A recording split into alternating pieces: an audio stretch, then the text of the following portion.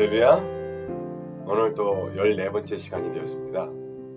여러분 세상을 살아가면서 기쁨의 순간이 있으시죠? 어떨 때 제일 기쁘세요? 선물 받았을 때. 그렇죠? 사람은요, 이 소유 때문에 기뻐할 때가 많이 있습니다. 자녀를 낳았다. 자녀를 낳았을 때 기뻐했다. 그것도 소유죠. 또 자녀가 좋은 학교에 들어갔다. 그것도 어떻게 보면 학벌에 대한 소유죠. 어떤 그런 소유에 대해서 기뻐할 때가 있는데 이 소유보다 더 기쁠 때가 있습니다. 어떨 때 더 기쁘세요? 관계가 회복됐을 때. 관계가 회복됐을 때. 그리고 나서 그런데 그것이 어떤 의미가 있는가? 오늘 본문을 통해서 그것, 어떤 관계의 회복이 어떤 기쁨을 주었는가 한번 알아보시기 바랍니다. 오늘도 출발합니다. 자, 그런 기쁨 중에 가장 큰 기쁨. 자, 오늘 본문은 창세기 32장부터 33장까지의 내용을 가지고 함께 통독을 하면서 또 은혜를 나누기를 원합니다. 여러분 아까 말씀드린 것처럼 기쁨, 가장 큰 기쁨은 어떤 기쁨일까요? 맞습니다. 믿는 자에게 가장 큰 기쁨은 하나님을 만나는 기쁨이겠죠. 그런데 사실 사람은 하나님을 볼 수가 없습니다. 하나님은 너무 거룩하시기 때문에 사람이 보면 죽습니다. 그런데 오늘 야곱은 그 기쁨을 이렇게 표현했어요. 하나님을 본 것 같은 기쁨이다. 어떤 이야기예요? 오랫동안 가장 가까워야 되는 그것도 쌍둥이 아닙니까? 쌍둥이. 쌍둥이 형인데 지금 죽고 죽이려는 관계였잖아요. 그리고 자기도 그만큼 잘못을 했잖아요. 그 깨름직한 관계가 해결됐을 때 그것이 마치 하나님을 만나는 하나님 얼굴을 보는 기쁨이었다. 이렇게 표현을 하고 있는 것이죠. 여러분 하나님을 대면할 시간 자, 이 오늘 본문에서 32장 33장에서 부흥과 화해가 뭐냐 진정한 부흥이 뭐고 진정한 화해가 뭔가 이게 나타나는 거예요.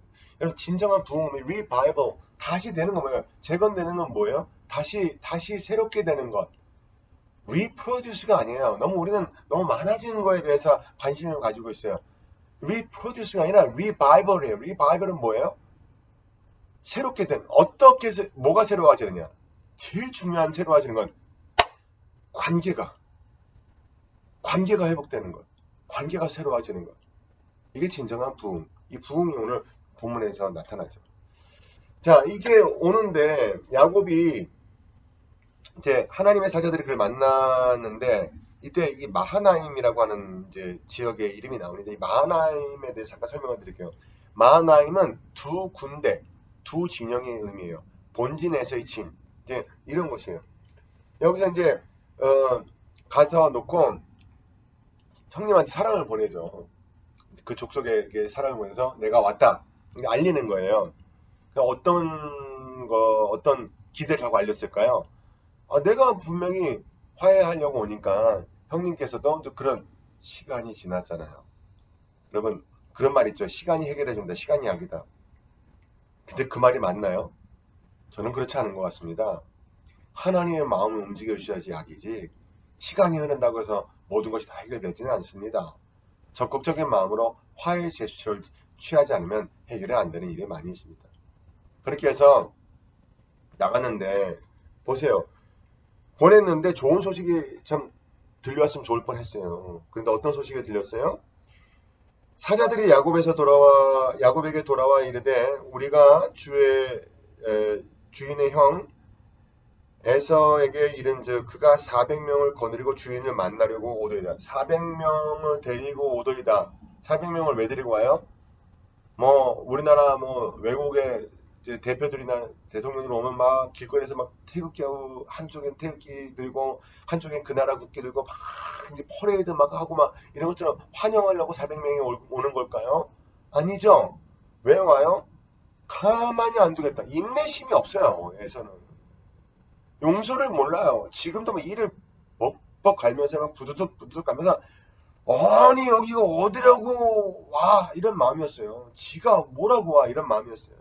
그래갖고 그걸 알고 야곱이 심히 두렵고 답답하여 자기와 함께한 동행자와 양과 소와 낙타를 두 대로 나누고 역시 현실적인 사람입니다. 딱 둘로 나눠서 반은 그래도 형님한테 드려야 될 거고 반은 남겨야 되니까 뭐 거기는 이제 어저께 봤던 아롱이 다롱이 다 있어요. 그런 걸 가지고 막 들고 이제 두 대로 다 나눴어요. 그러고 나서 두 대를 나누고 기다렸다가 아니에요. 여기 중요한 게 있어요, 여러분. 믿음을 가진 사람은 이렇게 해야 된다라는 걸 이야기하고 있는 거예요. 야곱이 또 이르되 내 조부 아브라함의 하나님 내 아버지 이삭의 하나님이 야훼여 주께서 전에 내게 명하시기를 내 조상 내 고향 족속에게로 돌아가라 내게 은혜를 베풀리라 하셨나이다. 쭉 가다가 이제 주께서 말씀하시기를 내가 반드시 내게 은혜를 베풀어 내 씨로 바다에 셀 수 없는 모래와 같이 많게 하리라 하셨나이다. 믿음의 사람은 불안할 때 기도하셔야 된다는 거예요. 야곱의 기도 기가 막힌 기도입니다. 9절부터 11절까지 기도. 그 옛날에 돌 100일을 베고 잠을 자면서 들었던 언약을 기억하면서 하나님 나를 보살펴 주시옵소서. 나를 보살펴 주시옵소서 간절한 기도를 드리게 되죠. 그때 이 긴 여정에서 야복강 나루트에서 이제 벌어지는 그 일이 생기게 되죠. 화해가 과연 가능해질까요? 진정한 부흥이 일어날까요? 어떻게 될까요? 일단 이 물질로 시도하는 것도 야곱은 배제하지 않았습니다. 물질을 두었는데 전부 다 580마리였대요. 근데 그게 어떤 짐승이 있었냐? 숫, 암염소, 숫염소, 암양, 숫양, 젖나는 낙타, 그 다음에 암소, 황소, 암나귀, 새끼나귀. 보세요. 그 소유 중에서 에서를 위하여 예물을 택했다. 그러니까 이거 말고도 더 많이 있었어요. 그런데 그만큼을 택했다.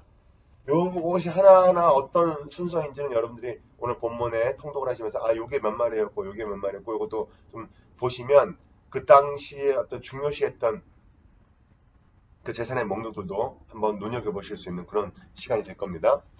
그렇게 해서는 이제 예물을 남겨놓고 거기에 그걸로 끝나는 것이 아니라 거기에 끈질긴 기도가 뒤따라야 된다. 이런 믿음을 가진 사람들은요. 응답이 내릴 때까지 끈질긴 기도가 항상 뒷받침되어야 된다. 이런 것이죠. 막 매달리가 또 매달립니다.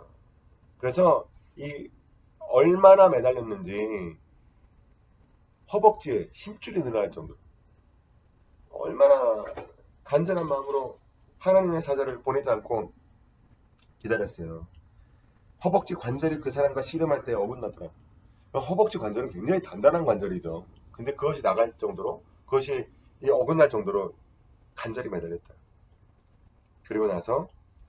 그러고 나서 이렇게 이야기를 하죠. 좀 그만하자.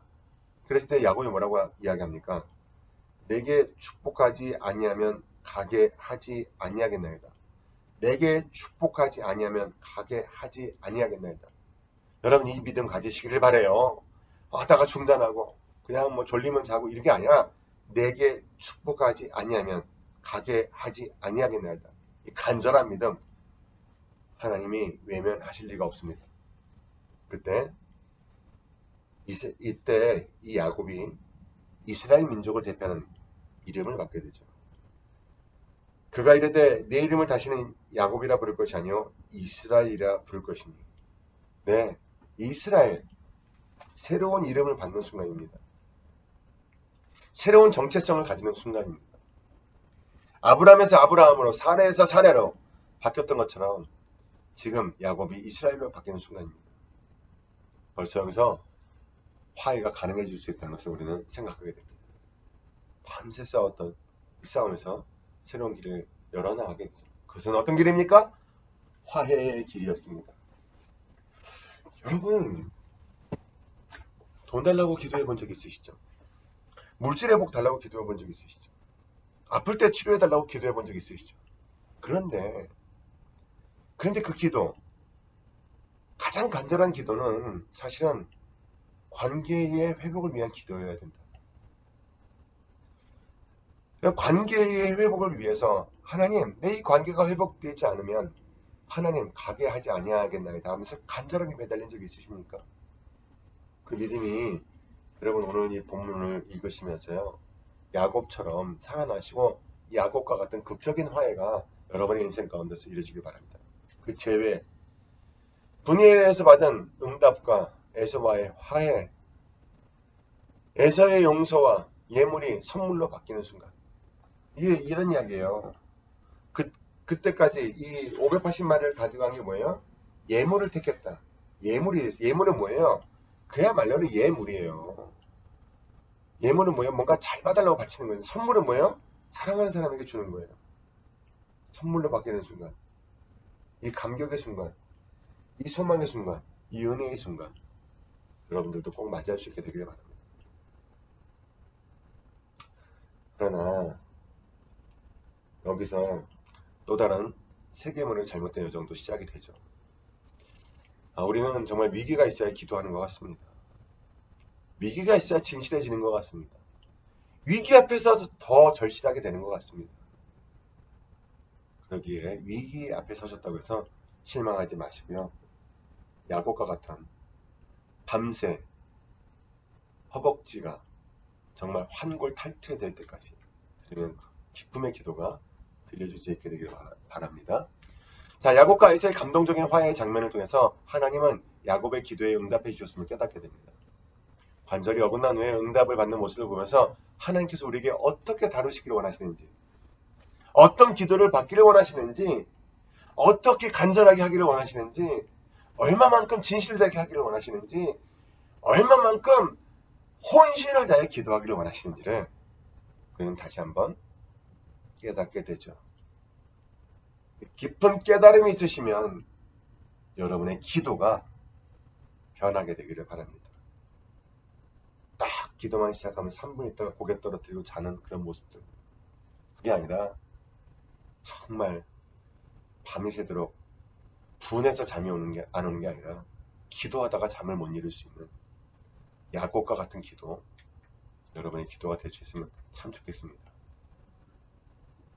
자, 통독하시면서 참고하실 사항, 내가 하나님과 대면하여 보았으나, 이 의미는요, 천사를 만나는 것에 대한 감격을 표현한 것이죠. 분명히 하나님의 얼굴을 직접 본 것은 아니라는 거예요. 왜냐하면 출애굽기 33장 23절 찾아보세요. 한번. 사람은 하나님의 얼굴을 제대로 볼 수가 없습니다. 자, 요거 참고하시면서 하나님 자체를 만난 것이 아니라 이제 천사를 만난 것에 대한 감격의 표현이었다. 자, 묵상하실 사항 세 가지입니다. 하나님은 야곱을 변화시키신 것처럼 우리의 삶을 변화시킬 수 있는 분이다라는 것. 자, 두 번째, 인간적인 깨와 속임수가 통하지 않는 순간이 다가온다. 기도가 아니면 해결 안 될 그런 일도 있다는 거 기억하시고요. 그 순간이 다가온다는 것도 잊지 마시기 바랍니다. 마지막으로 화해는 가장 큰 기쁨을 주는 것입니다. 이 기쁨을 미루시겠습니까?